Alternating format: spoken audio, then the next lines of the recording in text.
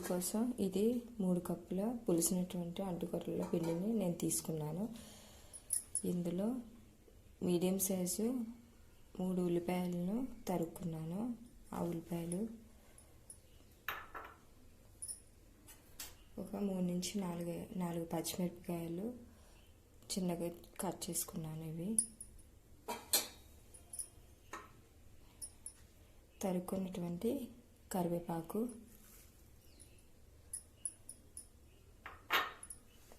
తరుక్కున్నటువంటి కొత్తిమీర,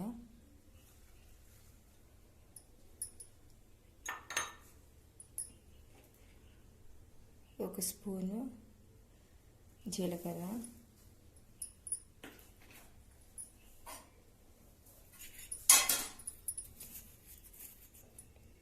సరిపడినంత ఉప్పు వేసుకుని కలుపుకుందాం.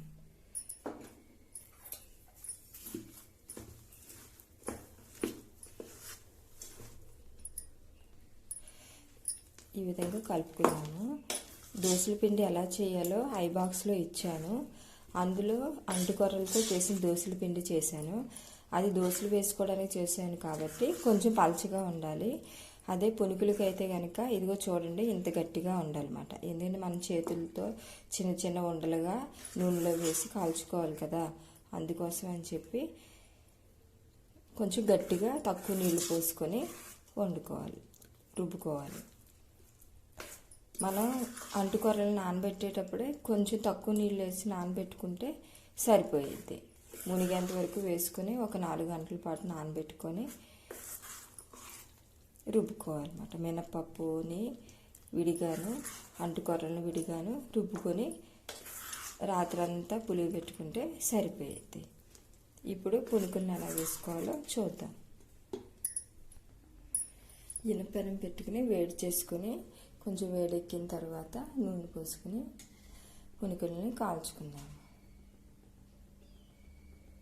మనం ఏదైనా ఫ్రై చేసుకోవాలి అంటే కనుక ఎనుపెనం చాలా శ్రేష్టమైనది.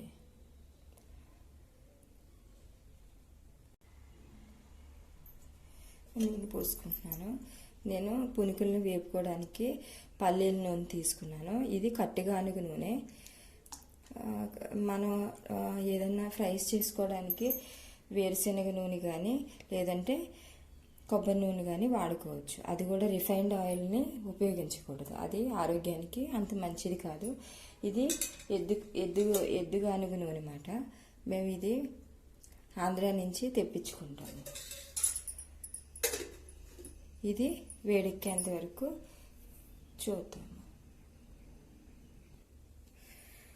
నూనె కాగిందో లేదో చూసుకోవాలి అని తెలియాలి అంటే ఇలా చిన్నగా ఏదైనా కొండ వేస్తే వెంటనే పైకి వచ్చేయాలన్నమాట. ఇంకొంచెం కాగితే సరిపోయింది. చూడండి, ఇప్పుడు నూనె కాగింది. వేసిన వెంటనే పైకి వచ్చేస్తుంది. నూనె కాగింది. ఇది మనం పునుకులను వేసుకున్నాం. ఇలా చేతితో ఒక్కొక్క ముద్దగా తీసుకుని ఇలా వేసుకోవాలి.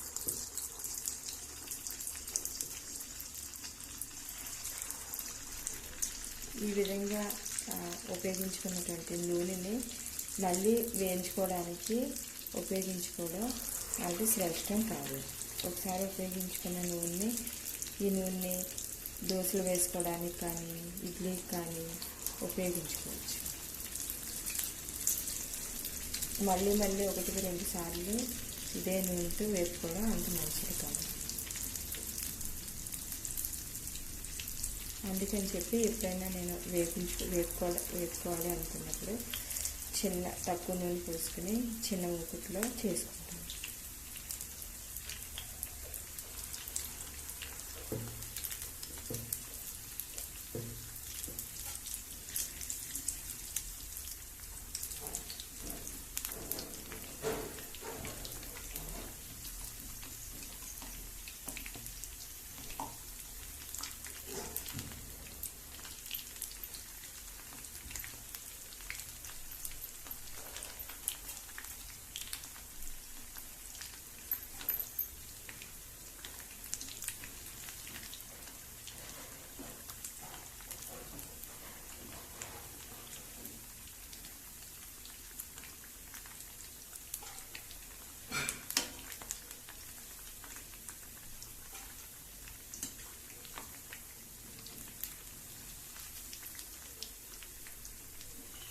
చూడండి, ఇది కొంచెం చక్కగా వేగింది ఎర్రగా. ఇంతవరకు వేపుకుంటే సరిపోయింది.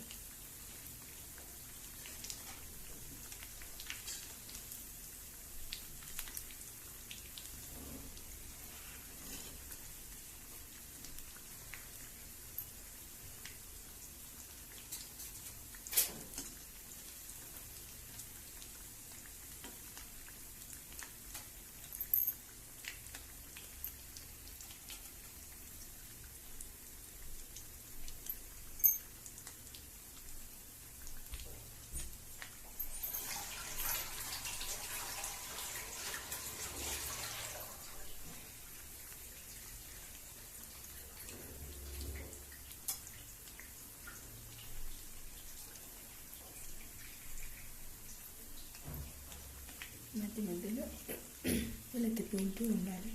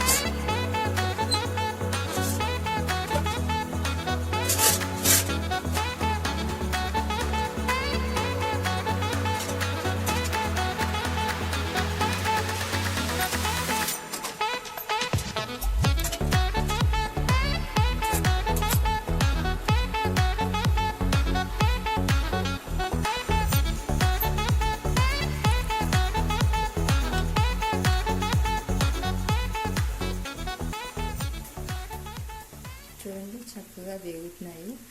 ఇప్పుడు ఇలాగా ముదురు గోధుమ రంగులోకి వచ్చేస్తే కనుక మనం వేగిపోయినట్టు వాటిని తీసేసుకోవచ్చు.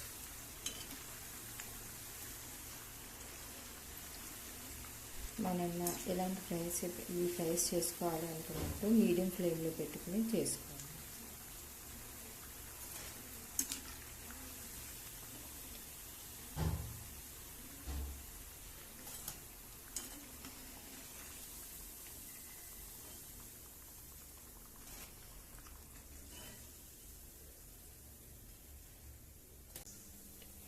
చూడండి, వేడివేడిగా అంటుకొరల పునుకులు రెడీగా ఉన్నాయి. ఇది కొబ్బరి చట్నీతో కానీ, పల్లీల చట్నీతో కానీ, అల్లం పచ్చడితో కానీ చాలా రుచికరంగా ఉంటుంది.